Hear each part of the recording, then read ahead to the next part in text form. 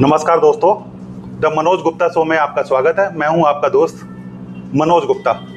आज का पॉडकास्ट बच्चों के लिए और साथ में उनके पेरेंट्स के लिए बहुत विशेष होने जा रहा है, क्योंकि आज का पॉडकास्ट जो है उनके कैरियर को लेके, बच्चों के कैरियर को डिसाइड करने के लिए, बच्चे कैसे अपने कैरियर में क्या करें। क्योंकि आज हमारे साथ हमारे मेहमान हैं नीट, जेई, ओलंपियाड इत्यादि की तैयारी कराने वाले सिद्धार्थ गुप्ता जी। सिद्धार्थ गुप्ता जी, अपना परिचय दीजिए। पहले तो परिचय से पहले मनोज गुप्ता जी, मैं आपको धन्यवाद देना चाहता हूं। आपने ये अपॉर्चुनिटी दी ताकि मैनपुरी के लोगों को अवेयर करा सके। मैं अपने बारे में बताना चाहूँगा। मेरा नाम सिद्धार्थ गुप्ता है। मैं MGA pace education Mainpuri branch का डायरेक्टर हूँ। हमारा इंस्टीट्यूट हम चलाते हैं जिसमें हम नीट, जेई और ND की प्रॉपर बच्चों को तैयारी और वह गाइडेंस प्रोवाइड हम करते हैं। जी अच्छा, आपके इंस्टीट्यूट में नीट, जेई, NDA, ओलंपियाड की तैयारी कराई जाती है। आपके हिसाब से बच्चों को किस क्लास से इसकी प्रवेश परीक्षा की तैयारी करनी चाहिए? देखिए, अब आप बड़े शहरों में हम देखते हैं, जब भी कोई रिजल्ट आता है नीट, जेई या फिर किसी भी एग्ज़ाम का, तो आप देखते हैं कि उनके यहाँ लिखा होता है 6 year programme, 4 year programme. 4 year programme का मतलब है कि वो बच्चा उनके पास 4 साल से तैयारी कर रहा है। इसका मतलब वो बेसिकली बहुत छोटे से उनके पास छोटे से बना हुआ है। उसकी जो नींव है या फिर उसका बेस है वो बचपन से ही स्ट्रॉन्ग किया जा रहा है। तो जितना बच्चा जल्दी अर्ली अपना गोल को कर लेता है कि उसे आगे जाके क्या करना, अपना गोल डिफाइन कर लेता है और जितनी जल्दी तैयारी शुरू कर देता है, उतना बच्चे के लिए बेहतर होता है। हमारा मानना है बच्चा जितनी जल्दी वैसे तो हमारे इंस्टीट्यूट में 6 क्लास से होती है, मगर बच्चा अगर अपना मन बना लो, जितनी जल्दी तैयारी शुरू कर दे, अपने गोल के लिए अग्रसर हो, उतना बेहतर है। जी। अच्छा, मैनपुरी में और भी इंस्टीट्यूट है, आपका इंस्टीट्यूट उनसे बेहतर कैसे है? देखिए, मैनपुरी में और भी इंस्टीट्यूट्स हैं, सही बात है। मैं किसी इंस्टीट्यूट की बुराई नहीं करना चाहूँगा, मगर मैं अपने इंस्टीट्यूट के बारे में ये बताना चाहता हूँ। हमारे इंस्टीट्यूट में सबसे बड़ी बात है रिटेंशन रेट। हमारे यहाँ जो भी बच्चे आते हैं वो कभी छोड़ के नहीं जाते। एक बार अगर वो हमारे इंस्टीट्यूट में प्रवेश करते हैं वो, तो उनको इतना अच्छा रिजल्ट्स और इतने अच्छे हम फैसिलिटी प्रोवाइड करते हैं कि वो छोड़ते नहीं। दूसरी सबसे बड़ी चीज़ होती है इंस्टीट्यूट में, तो सबसे बड़ी कमी देखने को मिलती है टीचर स्टेबिलिटी। स्टार्टिंग में बहुत सारे इंस्टीट्यूट बच्चों का एडमिशन ले लेते हैं कि हम आपको यहाँ के टीचर देंगे, वहाँ के टीचर देंगे, और पूरे साल टीचर मेंटेन नहीं कर पाते हैं, क्योंकि हाई कॉस्ट छोटे शहरों में सैलरीज प्रोवाइड करना बहुत दिक्कत होती है। मगर हमारे इंस्टीट्यूट सबसे बड़ी बात है टीचर अटेंशन। जो भी टीचर्स हमारे यहाँ पिछले साल थे, हमारे इंस्टीट्यूट 2025 में हमने शुरुआत करी, जो भी टीचर हमारे पास 2025 में स्टार्टिंग से थे वो अभी तक हमारे संग जुड़े हुए हैं। क्योंकि सबसे बड़ी बात है हमारा बिहेवियर, और जो हम बच्चों से हमने जो वादा करा है या फिर जो मैनपुरी में आपको हमने वादा करा है कि हम उनको वही टीचर्स या वही फैसिलिटी जो कोटा और दिल्ली में प्रोवाइड होती है, उसी के संग हम उनके भविष्य को आगे लेके जाएंगे। क्योंकि सबसे ज़रूरी चीज़ किसी भी इंस्टीट्यूट या फिर किसी भी कोचिंग सेंटर की ये होती है कि वहाँ की गाइडेंस और मोटिवेशन कैसी है। क्योंकि पढ़ाई तो देखिए, रिसोर्सेज तो हर जगह आज की तारीख में अवेलेबल है, मगर फ़र्क सिर्फ इतना होता है कि गाइडेंस और मोटिवेशन। अच्छा, आपके इंस्टीट्यूट में जो फैकल्टी हैं उनकी योग्यता क्या है? बिल्कुल मनोज गुप्ता सर जी, मैं आपको बताऊं, हमारे इंस्टीट्यूट में जो टीचर्स हैं वो सारे ऑलमोस्ट बाहर के हैं। जैसे कि मैं आपको अपना परिचय, केमिस्ट्री वाले सर का परिचय दूं, वो श्री मोहित कुमार जी नाम है। वो खुद भी IIT से हैं। मतलब अगर बच्चे को जेई की तैयारी करनी है और टीचर खुद भी IIT से है, तो वो बच्चे को ज़्यादा बेहतरी से गाइड कर पाएंगे कि उन्हें अपने लक्ष्य तक कैसे पहुँचना है। क्योंकि कई बार क्या होता है, इंस्टीट्यूट्स में बाहर का टीचर बोल के लोकल टीचर्स के साथ उनकी एजुकेशन शुरू करवा दी जाती है, और बच्चों के साथ गलत होता है। जब टीचर को खुद को ही नॉलेज नहीं है IIT में कैसे पहुँचना है, वो बच्चे को क्या लेके जाएगा। या फिर टीचर ने कभी खुद नीट का एग्जाम नहीं दिया है, मगर वो बच्चे को गाइड कर रहा है कि नीट का एग्जाम कैसे अटेम्प्ट करना है। देखिए, बहुत अंतर हो जाता है। जब तक टीचर में खुद में योग्यता ना हो, टीचर में खुद में काबिलियत ना हो, या फिर टीचर को कोई डिग्री ना हो, तो बच्चे को क्या शिक्षा प्रदान करेगा। तो हमारी कोशिश होती है सारे टीचर्स हमारे वेल क्वालिफाइड हो। मोस्टली इंजीनियर्स हम लोग हायर करते हैं, इंजीनियर्स हो गए या फिर जो डॉक्टर्स होते हैं लोअर लेवल के, हम उनको हायर करते हैं अपने बच्चों को पढ़ाने के लिए। अच्छा, आपके यहाँ जो फैकल्टी हैं उनके पढ़ाए हुए बच्चे सिलेक्ट गत वर्षों में हुए हैं क्या? बिल्कुल, 2025 में ही हमारी जो फैकल्टी टीम है उनके पढ़ाए हुए कम से कम 9 बच्चों का सिलेक्शन हुआ है मिला के। जैसे कि मैं आपको बताऊं, हमारे एक सर हैं, उनके एक बच्चे का KGMC में पिछले वर्ष ही सिलेक्शन हुआ है, KGMC लखनऊ में, और एक बच्चे का सिलेक्शन NMCH पटना में हुआ है। ऐसे बहुत सारे बच्चे हैं जिनका सिलेक्शन मेडिकल कॉलेजेस में और IITs में हुआ है। अच्छा, एक सवाल बहुत महत्वपूर्ण आने जा रहा है कि ऑनलाइन और ऑफलाइन शिक्षा आजकल दी जा रही है, तो आपके इंस्टीट्यूट में ऑनलाइन शिक्षा दी जाती है कि ऑफलाइन दी जाती है? देखिए, हमारे इंस्टीट्यूट में प्योरली ऑफलाइन शिक्षा दी जाती है, जिसको हम फेस टू फेस क्लासेस बोलते हैं। टीचर सामने होगा, टीचर बच्चे को बिल्कुल प्योरली ऑफलाइन शिक्षा प्रदान करेगा। क्योंकि आप प्रतिवर्ष आप रिजल्ट देखते आए, कभी भी आप टॉप 100 की लिस्ट उठा लिए, कोई भी बच्चा ऐसा नहीं होगा जो भी ऑल इंडिया रैंक 1 आती है वो कभी भी ऑनलाइन इंस्टीट्यूट के माध्यम से नहीं आती है। हमेशा ऑल इंडिया रैंक कोई ना कोई ऑफलाइन इंस्टीट्यूट ही देता है। क्योंकि सबको पता है कि ऑनलाइन में देखिए क्या होता है, आप खुद सोचिए, 25 से 30 लाख बच्चा ऑनलाइन उनके पास पढ़ रहा है। 25-30 लाख बच्चों में रिजल्ट सिर्फ 100 बच्चों का आ पा रहा है, मतलब रिजल्ट कुछ भी नहीं आ रहा है। अगर आप परसेंटेज वाइज जाएं, ये नीट से यानी कि कॉम्पिटिशन में बच्चा तैयारी करा उससे भी ज़्यादा कठिन है इसका रिजल्ट। ऑफलाइन रिजल्ट इसलिए बेहतर होता है कि मान लेते हैं अगर किसी इंस्टीट्यूट में 1000 बच्चे भी पढ़ रहे हैं और वहाँ से मैं कहता हूँ 20 से 30 बच्चों का सिलेक्शन होता है, ये सिलेक्शन रेशियो बड़े बड़े शहरों से बहुत ज़्यादा है।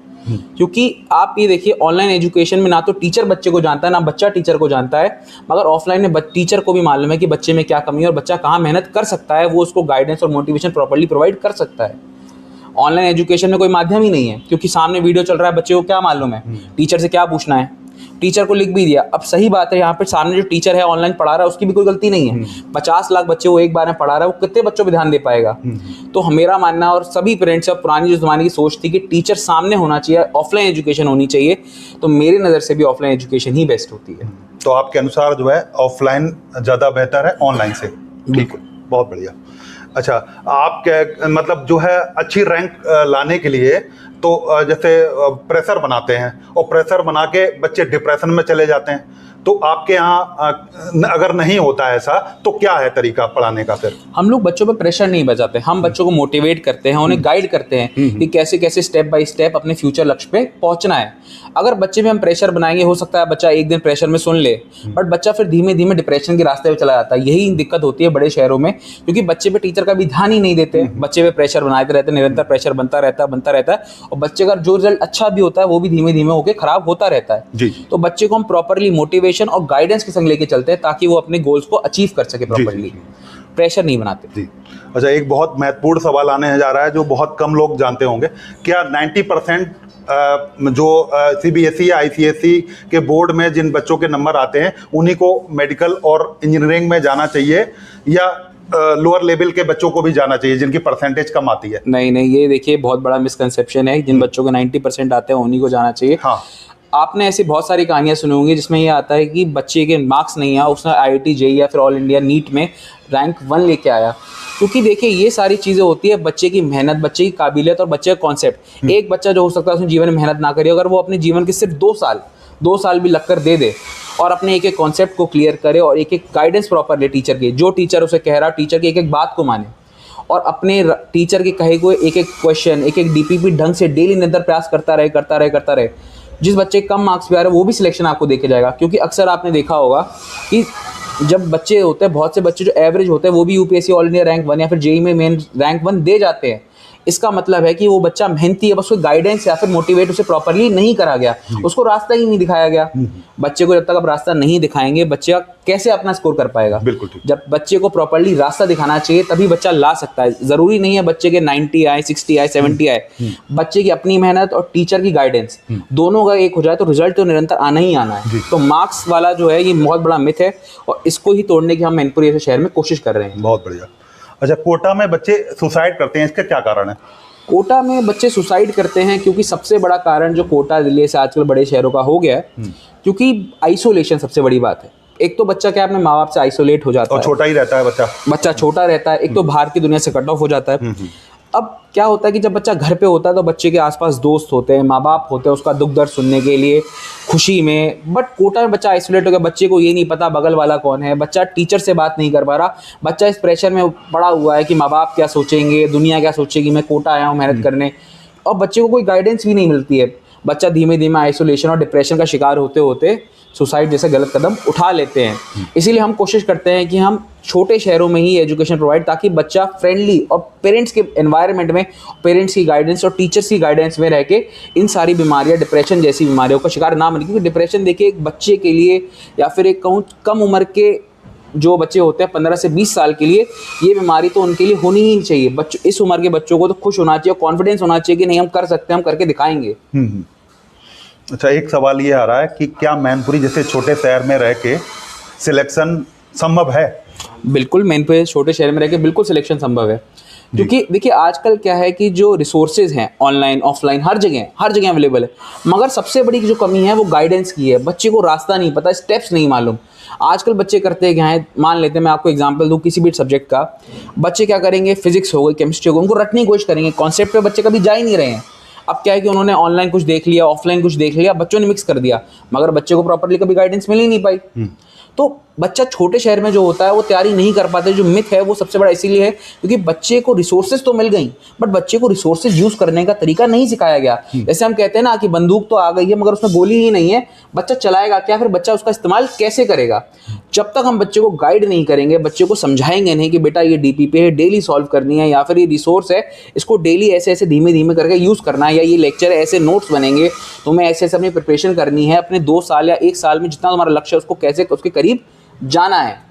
तो ये इसीलिए ये जो मिथ है कि छोटे शहर में तैयारी नहीं हो सकती, इसी के लिए हम सबसे ज़्यादा प्रयास कर रहे हैं कि छोटे शहर में माँ बाप को अवेयर कर सके ताकि वो इस मिथ से आगे बढ़ सके और पूरी अपनी तैयारी और गाइडेंस पे फोकस कर सके बच्चा उनका, और ताकि उनका बच्चा भी बड़े बड़े मेडिकल कॉलेज और इंजीनियरिंग कॉलेज में पहुँच सके।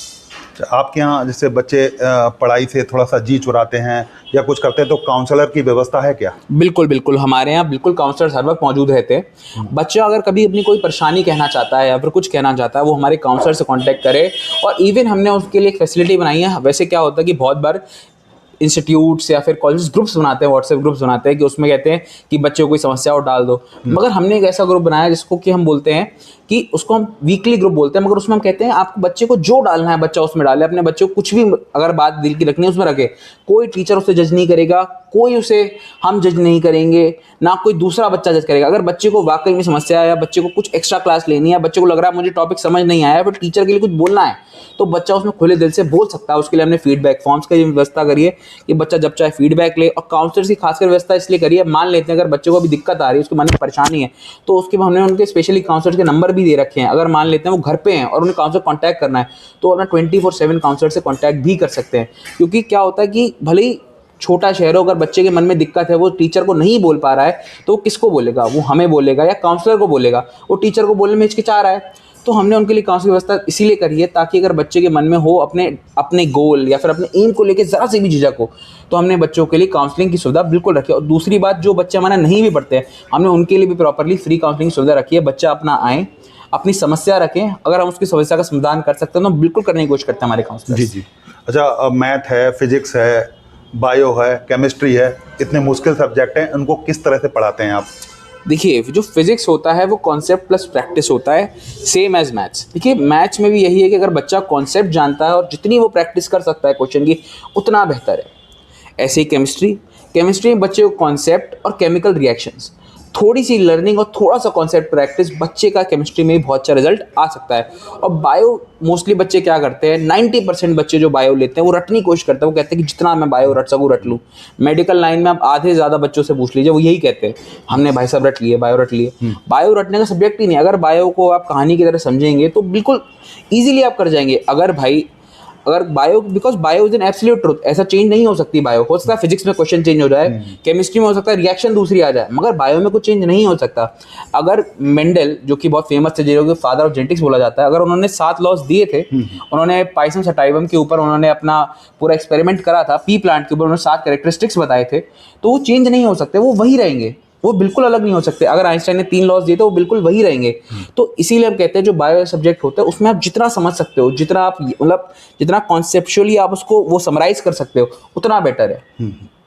अच्छा, आप वहाँ अपने पेस इंस्टीट्यूट में डायरेक्टर हैं, उसके अलावा क्या कुछ पढ़ाते भी हैं अपने यहाँ?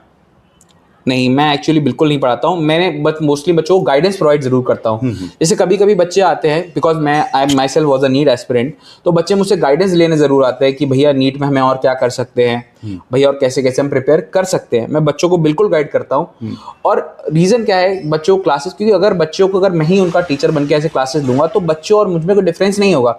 बच्चा जो चीज़ टीचर से कहने में झक रहा है मुझसे भी कहेगा। मैं मोस्टली, आप हमारे कभी इंस्टीट्यूट सर विजिट करेगा, उसमें आप नोटिस करेंगे कि बच्चे मेरे को एकदम एज अ फ्रेंड ट्रीट करते हैं। मैं कुछ हो जाऊँ, आप देख लेंगे बच्चे मेरे हमेशा आसपास ही रहते हैं कि सर ये दिक्कत हो गई है, सर ये दिक्कत हो गई है। मैं हमेशा वो अपने बीच बैरियर नहीं चाहता। अगर बच्चे और मेरे बीच ये सर या फिर टीचर का रिश्ता रह जाएगा तो बच्चा मुझसे भी कहने में डरेगा, बच्चा अपनी बात आगे रख ही नहीं पाएगा। मैं चाहता हूँ ये बैरियर हर स्कूल या फिर किसी भी इंस्टीट्यूट में डिमिनिश होना चाहिए, ताकि बच्चा बेझिझक बिना डर के अपनी बात अपने टीचर या फिर अपने काउंसलर या फिर जो भी उनके माता पिता उनसे झिझके ना। मेरी यही कोशिश रहती है हमेशा। अच्छा, मॉक टेस्ट आपके यहाँ होते हैं और कब कब होते हैं? क्या मॉक टेस्ट से पता चल जाता है कि सिलेक्शन बच्चे का होने वाला है। बिल्कुल बिल्कुल। एक्चुअली मॉक टेस्ट बिल्कुल स्कूल एग्जाम्स की तरह ही होते हैं। जैसे स्कूल में प्री बोर्ड्स होते हैं, प्री बोर्ड्स में इसे स्कूल वाले एक आइडिया बताते हैं कि अगर बच्चे के 80% आ रहे हैं तो फाइनल्स में भी 85% आ जाएंगे। ऐसे ही मॉक टेस्ट होते हैं। अब मैं एग्जाम्पल आपको नीट के मॉक टेस्ट का देना चाहूँगा। अगर नीट के मॉक टेस्ट में 720 मार्क्स का पेपर है और बच्चा निरंतर कोशिश करता जा रहा है, बच्चे के अगर 600 मार्क्स प्लस आ रहे हैं तो मैं भी कॉन्फिडेंट हूँ उनके पेरेंट्स को कहने में कि बच्चे का सिलेक्शन ईजिली हो जाएगा, क्योंकि निरंतर इतना कंपटीशन बढ़ता जा रहा है और बिना मॉक टेस्ट के अगर बच्चा एग्जाम में बैठ रहा है तो बच्चे को एग्जाम निकालना बहुत मुश्किल है, क्योंकि उसको प्रैक्टिस ही नहीं है। आजकल बच्चे ऑनलाइन एजुकेशन इतनी लेने लगे हैं, ऑनलाइन मॉक से बच्चों के इजीली बच्चे 600 क्रॉस कर रहे हैं, मगर ऑफलाइन में जैसे ही बच्चा मॉक देने आ रहा है बच्चा 500 भी क्रॉस नहीं कर पा रहा। रीजन ये है कि बच्चा ऑनलाइन एजुकेशन या फिर ऑनलाइन फैसिलिटीज को इतना इजीली यूज करना सीख गया, वो ऑफलाइन फैसिलिटी जो कि पेपर का मोड ही ऑफलाइन है वो बच्चा उस वजह से अटेम्प्ट कर ही नहीं पा रहा है, क्योंकि ऑफलाइन में बच्चे को पेन यूज करना पड़ेगा, बबलिंग करनी पड़ेगी। ऑनलाइन में क्या, बच्चे ने एक क्लिक करा क्वेश्चन कर दिया, एक क्लिक करा क्वेश्चन कर दिया। तो ये जो डिफरेंस आ रहा है ये सब कुछ सिर्फ मॉक टेस्ट और प्रैक्टिस का आ रहा है। बच्चा अगर ऑफलाइन प्रैक्टिस नहीं करेगा अपने टेस्ट को तो बच्चा रिजल्ट नहीं दे पाएगा। और मॉक टेस्ट से एक बेसिकली हमें प्री रिजल्ट का आइडिया भी लग जाता है कि अगर ये बच्चा अभी हमारे यहाँ 600 स्कोर कर रहा है तो हम इजीली बता सकते हैं कि ये बच्चा आगे भी जाके 600 ही स्कोर करने वाला है। जैसे एग्जाम प्री बोर्ड्स में होता है कि अगर बच्चे के 90 आ रहे हैं तो स्कूल वालों को पता होता है कि अभी बच्चा बोर्ड्स में भी 90 ही लाने वाला है। जब मैनपुरी जैसे छोटे शहर में ये पेस इंस्टीट्यूट आप चला रहे हो, इसमें क्या क्या परेशानियों का सामना करना पड़ता है? क्योंकि यहाँ लाखों रुपए की फीस तो यहाँ मिलती नहीं, फैकल्टी है आपकी वो तो लाखों रुपया लेती है भाई, अच्छी फैकल्टी पैसा ही लेती हैं, तो क्या परेशानी का सामना करना, घाटे का सौदा तो नहीं है क्या? देखिए हर बिजनेस में थोड़े बहुत अप्स एंड डाउन्स तो होते ही हैं। देखा जाए कोई भी काम हो अप्स एंड डाउन्स होते हैं, मगर एजुकेशन एक बिजनेस है जिसमें कभी आप ये ना सोचे अप्स एंड डाउन्स का, आप सोचे कि आप कितनी अच्छी क्वालिटी बच्चों को प्रोवाइड कर सकते हैं। सबसे बड़ी, जैसे आपने मनोज जी पूछा कि मैनपुरी में जो दिक्कतें आती है फिर घाटे का सौदा, सबसे बड़ी जो दिक्कत मैनपुरी में है कि पेरेंट्स अवेयर ही नहीं है। पेरेंट्स आज भी वही पुराने जमाने की कोचिंग्स पे भरोसा कर रहे हैं। बच्चे के बेस क्लियर नहीं हो रहा, बच्चा स्कूल में पढ़ता रहता है। मैं ये नहीं कहता, बहुत से स्कूल अच्छे स्कूल हैं जिनमें एजुकेशन प्रोवाइड कराई भी जाती है और कुछ में नहीं कराई जाती है। तो बच्चे का जो बेस है वो कभी क्लियर ही नहीं होता। बच्चा धीमे धीमे जो टीचर पढ़ा रहा है, क्योंकि बच्चे को फेल तो करता ही नहीं मोस्टली स्कूल, सब लोग पास करके उसे आगे भेजते रहते हैं। जैसे घर हम बनाते हैं तो घर में अगर हम नींव ही मजबूत नहीं डालेंगे तो घर कितना खड़ा रहेगा। ऐसे ही बच्चा होता है, बच्चा भी एक मकान जैसा ही होता है, अगर उसकी हम नींव मजबूत नहीं करेंगे शिक्षा से तो उसकी जो नींव होने वाली है, आगे जो बनने वाला है, उसकी नींव हम धीमे धीमे कमजोर करते जा रहे हैं। सबसे बड़ी जो परेशानी है मैनपुरी के पेरेंट्स में अवेयरनेस। मैनपुरी के पेरेंट्स को लगता है बड़े बड़े इंस्टीट्यूट्स होंगे, फीस ज़्यादा लेंगे, ये बहुत ज़्यादा लेंगे। बिल्कुल हमारे यहाँ फीस बहुत कम होती है और हम बच्चों से कोशिश करते हैं कम से कम फीस में उन्हें बेहतर से बेहतर शिक्षा प्रोवाइड कर सके, ताकि वो अपनी नींव पे काम कर सके और ताकि वो अपने फ्यूचर गोल्स को अचीव कर सके। पेरेंट्स में अवेयरनेस की कमी इसलिए भी है क्योंकि पेरेंट्स को डर लगता है कि अगर बच्चा कहीं किसी और जगह बाहर जा रहा है, ऐसा ना हो जाए बच्चे के स्कूल में ना मार्क्स खराब हो जाए। माँ बाप को लगता है कि स्कूल ही बच्चे के लिए सब कुछ, उसकी पूरी दुनिया है, जबकि स्कूल से बाहर भी बहुत बड़ी बड़ी दुनिया है। आपने देखा होगा बड़ी बड़ी जो कंपनियां बनाते हैं वो कॉलेजेस तक बीच में छोड़ देते हैं, क्योंकि उन्हें पता होता है कि वो जो शिक्षा प्रोवाइड कर रहे हैं उसका अभी एक्चुअली कोई रियल गोल या फिर रियल गोल उनसे अचीव नहीं हो रहा है। वो सिर्फ इसलिए छोड़ते हैं क्योंकि उनको हायर गोल्स दिख रहे होते हैं लाइफ में। क्योंकि अगर माँ बाप या बच्चा पूरा प्रॉपर कहेगा कि स्कूल में मार्क्स लाने और बच्चा अपने बेस को बिल्कुल ध्यान ही नहीं दे रहा है तो आगे जाके बच्चे को बहुत परेशानियों का सामना करना पड़ता है। अक्सर बच्चे जब 10th में आ जाते हैं, 10th पास करते हैं, तो बच्चे इसी चीज़ में कंफ्यूज रहते हैं कि अरे हम कॉमर्स लें, मैथ्स लें या साइंस लें, या फिर जो मेरा दोस्त ले रहा है मैं वो ले लें। बच्चों को अक्सर, अगर बच्चे का नींव बचपन से ही क्लियर होगी तो इजीली पता कर सकता है उसे कॉमर्स में एक्सेल करना है, साइंस में एक्सेल करना है या फिर मैथ्स में एक्सेल करना है। तो बच्चे के बीच मन में कन्फ्यूजन नहीं होना चाहिए 10th में। आप देख लीजिए 90% 10th का बच्चा एक बार ज़रूर पूछता है अपने माँ बाप से, मम्मी पापा मैं क्या ले लूँ, साइंस लूँ मैथ लूँ। आपको शायद 10% बच्चे ऐसे मिलेंगे जो क्लियर होता है कि हमें मैथ लेनी है या बायो लेनी है या कॉमर्स लेनी है या फिर कोई भी लेनी सब्जेक्ट, वो क्लियर होते हैं। वो इसलिए क्लियर होते हैं क्योंकि उनका बेस और नींव उनकी इतनी मजबूत होती है, उन्हें भरोसा होता है कि अगर मेरी मैथ अच्छी है तो मैथ अच्छी है, अगर मेरी बायो अच्छी है तो मेरी बायो अच्छी है। वो किसी उसके मोहताज नहीं होते कि तुमने कह दिया तो मैं कर लूँगा। उन्हें अपने ऊपर इतना भरोसा है कि हाँ अगर मुझे इस सब्जेक्ट की तैयारी करनी है तो मैं करूँगा। जी अच्छा, एक छोटे मीडियम क्लास के पेरेंट्स की ये चिंता होती है कि 2-2.5 लाख रुपया कोटा की फीस और प्लस रहने का खर्चा, मतलब 4 से 5 लाख रुपया एक साल का खर्चा होता है। तो क्या 1 लाख से कम में वो खर्चा मैनपुरी जैसे शहर में आपके इंस्टीट्यूट में पूरा हो जाएगा? मैं आपको बताना चाहूँगा मनोज जी, मैनपुरी जैसे शहर में ये खर्चा हमारे जैसे इंस्टीट्यूट स्कॉलरशिप के माध्यम से बच्चों को ज़्यादा से ज़्यादा एजुकेशन प्रोवाइड करने की कोशिश कर रहे हैं। लोगों को लगता है कि यहाँ लाखों रुपए फीस है, बट जबकि ऐसा नहीं है। अगर मैं आपको बताऊँ, हमारे यहाँ बच्चे इतने अच्छे आते हैं, हम उनको इतनी ज़्यादा से ज़्यादा स्कॉलरशिप प्रोवाइड करने की कोशिश करते हैं ताकि ये जो आप लाख रुपए बता रहे हैं इसके भी आधी से आप कोशिश करें, इससे भी आधी में हम बच्चों को एजुकेशन प्रोवाइड हम कर सके पूरी साल का। क्योंकि बच्चे अगर कोटा शहर में सबसे बड़ी दिक्कत है माँ बाप की, जो माँ बाप मध्यम वर्ग से हैं वो बच्चों को कोटा नहीं भेज सकते हैं। हाँ। वो कोशिश करते हैं कि बच्चों को कहीं ना कहीं पढ़ा दे, वो ऐसे किसी इंस्टीट्यूट में एडमिशन करा देते हैं जहाँ टीचर स्टेबिलिटी नहीं मिलती, बच्चों को प्रॉपर गाइडेंस नहीं मिलती, हर महीने उनके टीचर चेंज हो जाते हैं, बच्चों को वादा कुछ और कराया जाता है, परोसा कुछ और जाता है। तो मैं उन माँ बाप को कहना चाहूँगा, मैनपुरी जैसे शहर में भी आप पे ऑप्शंस हैं, आप हमारे centre MG pace education visit करें, वहाँ आप बच्चों को स्कॉलरशिप टेस्ट दिलाएं। हमारे इस बार स्कॉलरशिप टेस्ट भी हम आयोजित करने वाले हैं, जिसकी तारीख 29 मार्च है, 29 मार्च 2026। इसमें हमारे 2 शिफ्ट में स्कॉलरशिप टेस्ट होने वाला। बच्चा स्कॉलरशिप टेस्ट दे, अब स्कॉलरशिप के टेस्ट के माध्यम से बच्चा कोशिश करे ज़्यादा से ज़्यादा स्कॉलरशिप प्राप्त कर सके, क्योंकि बच्चा जितनी स्कॉलरशिप प्राप्त करेगा बच्चे के लिए अच्छा। हम भी चाहते हैं बच्चा ज़्यादा स्कॉलरशिप प्राप्त कर सके। एग्जाम बिल्कुल टफ नहीं होता, लोगों को लगता है एग्जाम इतना टफ होगा, कोई स्कॉलरशिप नहीं मिलेगी। पिछले साल मैं आपको एक कहानी सुना जाऊंगा मनोज जी। बच्चा हमारे यहाँ ड्रॉपर था, बच्चे हमारी जो पिछला ड्रॉपर की फीस है वो लगभग 60,000 रुपए के आसपास थी, बस पे स्कॉलरशिप बच्चे ने दी। बच्चे का स्कॉलरशिप टेस्ट आप मानिए इतना अच्छा था, बच्चे की पूरी साल की फीस सिर्फ 4,000 रुपए रह गई। सोचिए बच्चा इतना अच्छा था। हम भी चाहते हैं अगर अच्छा बच्चा हो तो उसे ज्यादा ज्यादा स्कॉलरशिप दे सके, ताकि बच्चा जो उनके माँ बाप को समस्या आ रही है, जितनी समस्या माँ बाप फेस कर रहे हैं उन्हें फेस ना करनी पड़े। हम चाहेंगे बच्चे को आप एक बार स्कॉलरशिप टेस्ट दिलाएं, ताकि आप ये देखें बच्चा कितनी ज्यादा स्कॉलरशिप प्राप्त कर सकता है। अच्छा, जो हमारे दोस्त जो हैं या पेरेंट्स हैं वो आपके इंस्टीट्यूट विजिट करना चाहें तो इंस्टीट्यूट का एड्रेस बता दीजिए। इंस्टीट्यूट का एड्रेस बिल्कुल, आप जैसे ही पंजाबी कॉलोनी में पंकज बुक डिपो की तरफ से घुसेंगे, वहाँ आपको राधा स्वीट शॉप मिलेगा। आपको राधा स्वीट शॉप के बगल में ही हमारा इंस्टीट्यूट है, वहाँ बड़े बड़े बैनर्स लगे हुए हैं। आप जैसे ही पंजाबी कॉलोनी में एंट्री करेंगे, राधा स्वीट शॉप के जस्ट आगे जाते आपको लंगर हॉल के सामने, यानी गुरुद्वारे में लंगर हॉल है, उसके सामने आपको पूरा हमारा बड़ा कंपाउंड मिलेगा। वहाँ आइए, आप टीचर से विजिट करिए। और हमारे इंस्टीट्यूट में सबसे बड़ी सुविधा है डेमो क्लास। हम बच्चों को 1 हफ्ते का डेमो जरूर प्रोवाइड करते हैं। रीजन ये है कि हम पेरेंट्स से चाहते हैं फ्री ऑफ कॉस्ट, बिल्कुल फ्री ऑफ कॉस्ट, उसका कोई चार्ज नहीं लेते। रीजन हमारा सबसे बड़ा ये कि जब तक बच्चा और पेरेंट्स सेटिस्फाई ना हो तो हम उनसे किसी बात का क्यों चार्ज करें।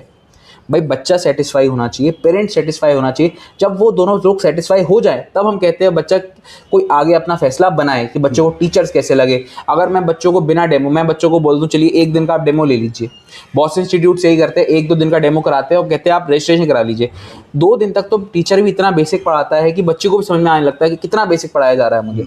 जबकि बच्चा हफ्ते भर अगर टीचर का बिहेवियर और टीचर के बारे में नहीं जानेगा, बच्चा अपना मन क्या और फैसला कैसे बना पाएगा कि उसे आप आगे जाके क्या करना है। तो हम लोग 1 हफ्ते की डेमो की सुविधा बच्चों को बिल्कुल फ्री ऑफ कॉस्ट प्रोवाइड करते हैं।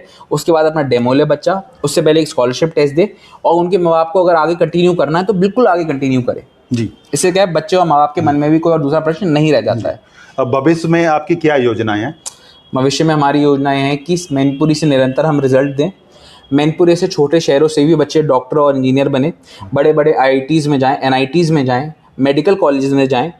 माँ बाप जो बच्चों को कोटा वोटा नहीं बेच पाते हैं, जिनको समस्याएं होती हैं, उनको ज़्यादा से ज़्यादा स्कॉलरशिप प्रोवाइड हम कर सके ताकि उनकी मदद हो सके।